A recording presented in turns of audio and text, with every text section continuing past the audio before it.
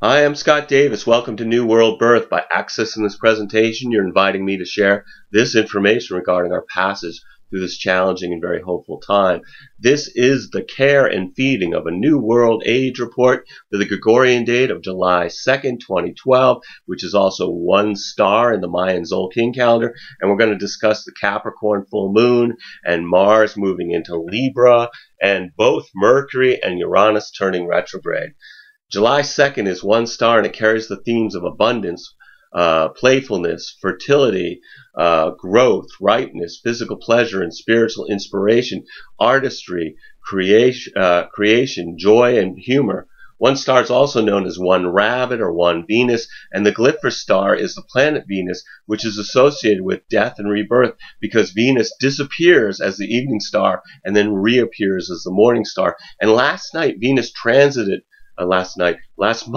Venus transited across the face of the sun, which is called the inferior conjunction. And Venus spends about 8 days in the inferior conjunction, where it's in such close proximity to the sun that it really can't be seen clearly, except, of course, when it's right on the face of the sun.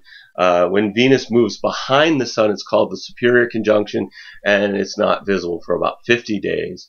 But Venus is the evening star after the superior, but before the inferior conjunction, and that process is 260 days long, approximately, and then it travels with the morning star after the inferior and before the superior, and again, this is about 260 days. And this is what I find is really, really interesting about this: is 260 days is exactly the length of a Tzolkin round, and one star is the final trecena of the 260-day round. So the next care and feeding of a New World Age will celebrate a new round with one crocodile on July 15th. And I think that this 13-day period would be a time to be grateful for any abundance or harvest we have in our lives, whether it be food or spiritual insight.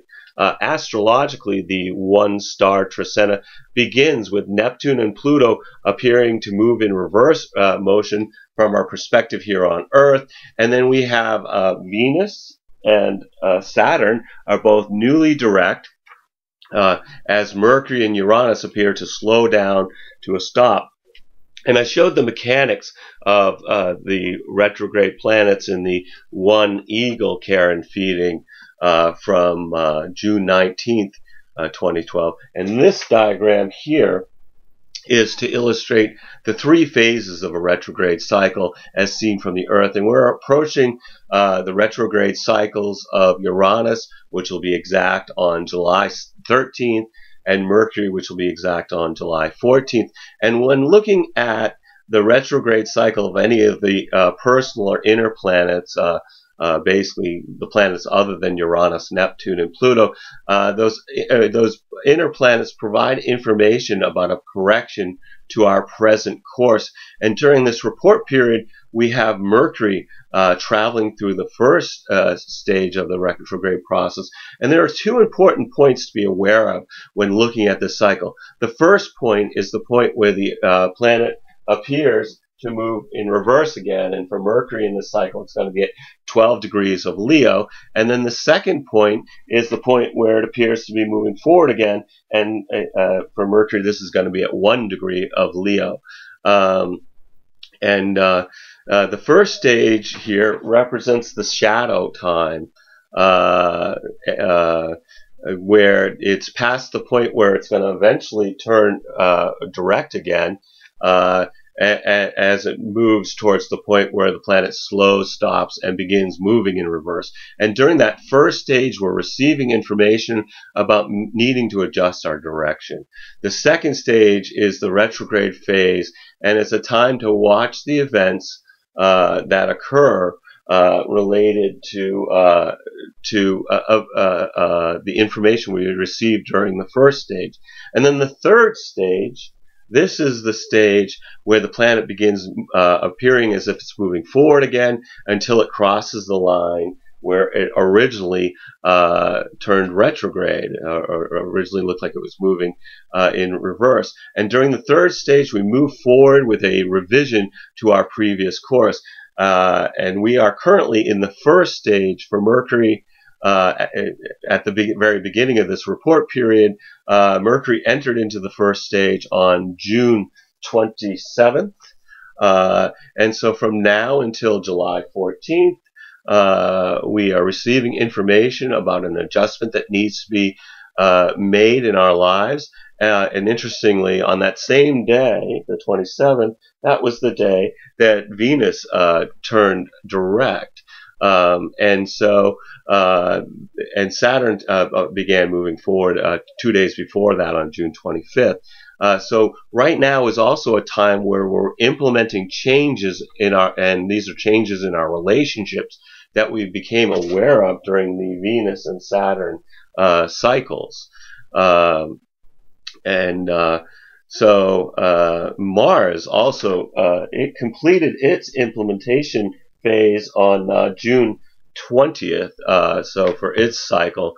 And so anyway, the Mercury retrograde that we're currently going through, this retrograde cycle will be from July 14th at 12 Leo until August 8th at 1 Leo, which will be the time when we notice events that shift our thinking. And then from August 8th until the 22nd, we'll be in this third phase where we're implementing the change in direction that we gained through this experience. And for Mercury retrograde, I actually make a small version of this chart. I'll hold it up right here. And this basically, I mark down what the days are and all that. I use that, just to mark down any significant events that happens on each day. And that actually helps me to identify the course change that's needed. And over the years, I've noticed that these events, that signaled a change for my direction. I've also noticed patterns that seem to reoccur over and over again. And for instance, I have an ex-girlfriend who, although she doesn't follow these transits, she always seems to contact me during Mercury retrograde. I don't know why that is, but it's happened for a while now. Anyway, here are the details of the daily energy for this Trecena. July 2nd is One Star. This is about unity experience through being grateful for abundant relations, with the moon in harmony with Saturn and Neptune and challenged by Mars. So the day begins with feeling like being alone in our thoughts and feelings, and later brings irritable energy, and which could actually turn into needless disputes. And finally, there's a sensitivity for other people's emotions. The third is Two Offering, and this is about duality experience through appreciating all creation. And then Mars enters Libra after spending 8 months in Virgo, which, although Mars is not well placed in Libra, because it really brings fluctuations to Mars's power as it's weighing different possibilities, at least it's a change from 8 months in Virgo. Anyway, we have a full moon in Capricorn on the 3rd, which that moon it merges with Pluto. It's challenged by Uranus and opposed by the Sun. So this is a very, very potent combination. But with Uranus at the head of the T-square and the moon and Pluto on one end, on the opposition, on the other side being the Sun, this is a really unpredictable alignment as how it's going to manifest. I mean, words that come to mind are things like unexpected eruptions, shocking information, surprise healing, violent upheaval, liberation from oppression, and unforeseen accidents. You might want to look at your birth astrological chart to consider what houses contain 8 to 12 degrees of Capricorn and Cancer. For me, that is the 1st and 7th house axis. So I'm expecting the unexpected to impact my sense of self and my one-to-one relationships. Maybe I'll fall in love that day. Some folks will have crises regarding their ego rupturing, which will lead to liberation as they let go of their false sense of self. July 4th is for dog. This is about taking action through enjoying family and friends. And Mercury and Uranus form a favorable 260-degree trine with Venus right in the middle between Uranus, the higher mind, and Mercury, the lower mind. This energy is very positive with friendly interactions, stimulating mental experiences, and an exciting break from the daily routine.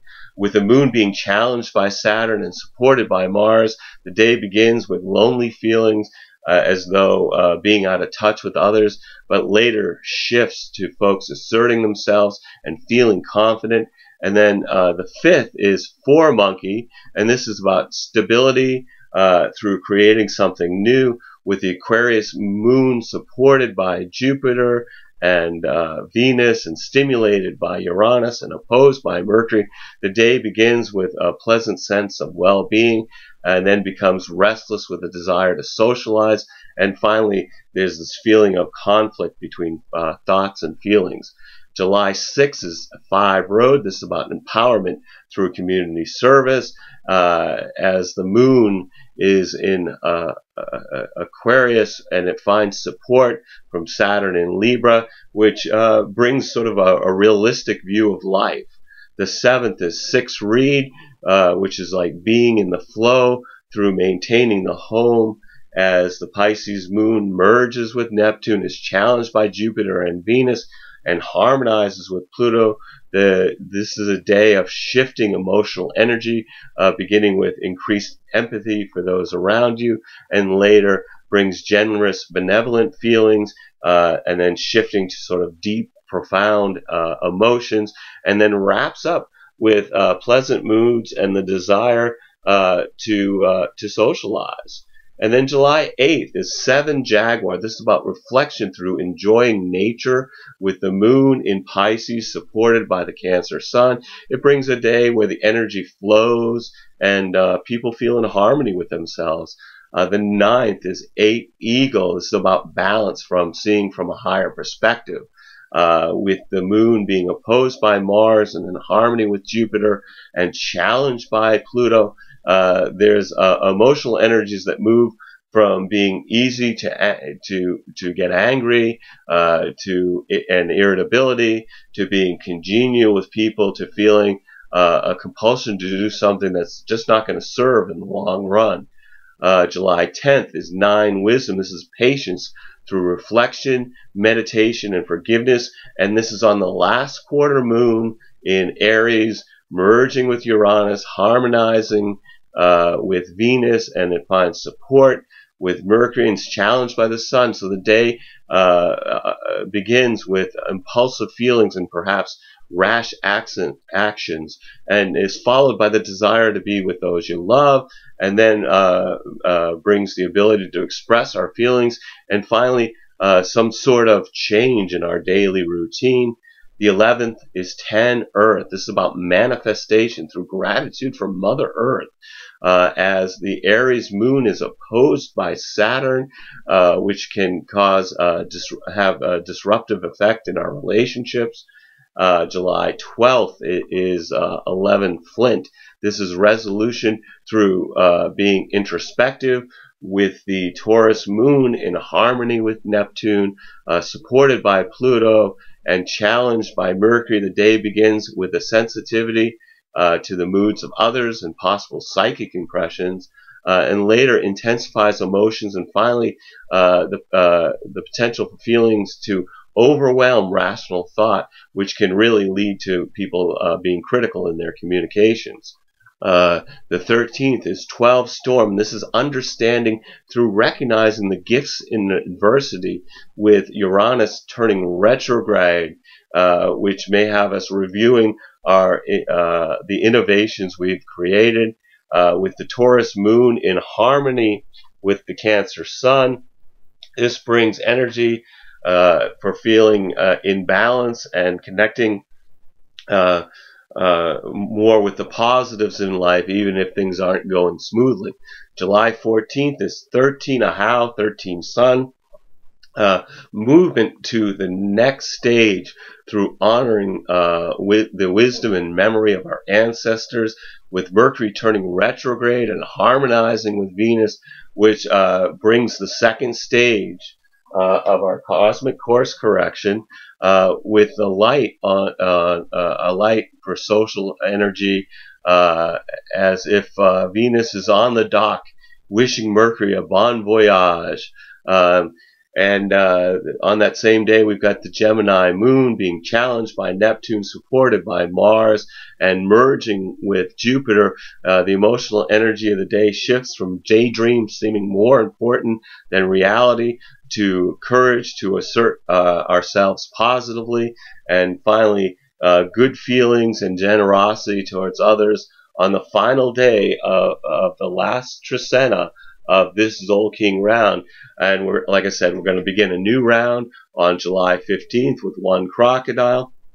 So anyway, this being the One Star Tzolkin, which is about unity by contemplating the stars, and we've got Uranus in Aries, and it's appearing to slow down, stop, and move in reverse motion. I thought I'd discuss this planet of change, originality, surprise, awakening, shock, and revolution in this report. So Uranus turns retrograde on the 13th, but it's at the peak of its power during this report period while it's in the stopped motion.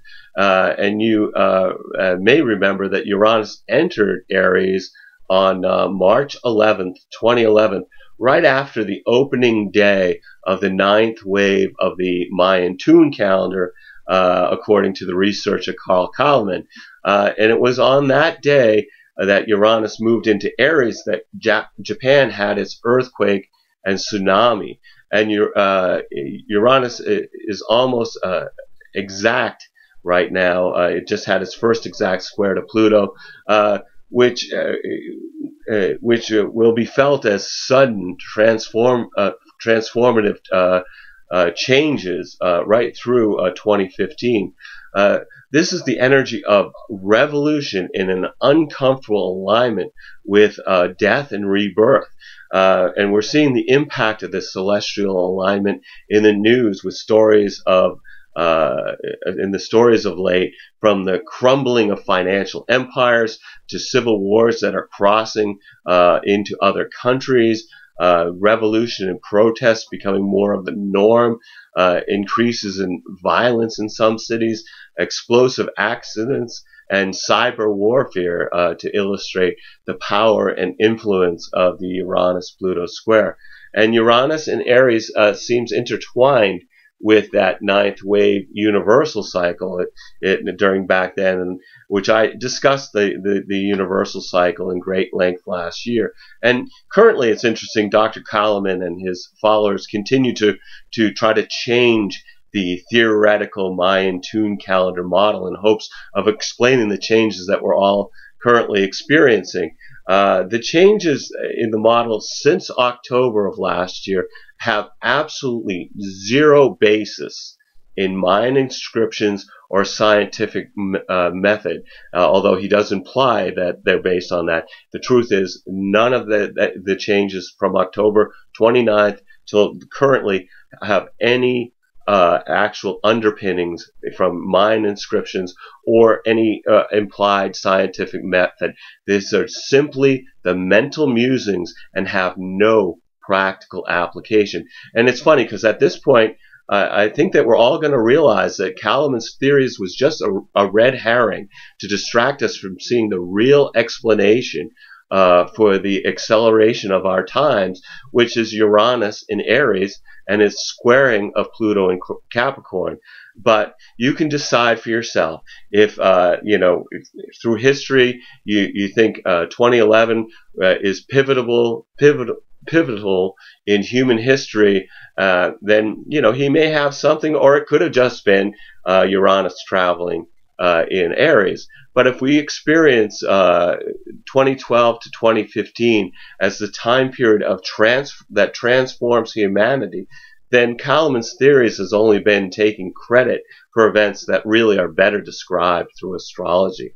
And speaking of this Pluto-Uranus square, I realize there's a whole generation of baby boomers that will be greatly impacted by these 3 years of this transit. And these are folks that were born between December 1944 to February 1945, but also October 1945 to November 1949, and April 1950 to September 1950. They have Neptune between 6 and 15 degrees of Libra, which means that during the upcoming squares, these folks, some of these folks are going to have exact hits where Uranus is exactly opposite and Pluto exactly squares their natal Neptune. And these are really challenging transits. And with Neptune in their birth chart involved, they won't see it because Neptune is in their blind spot.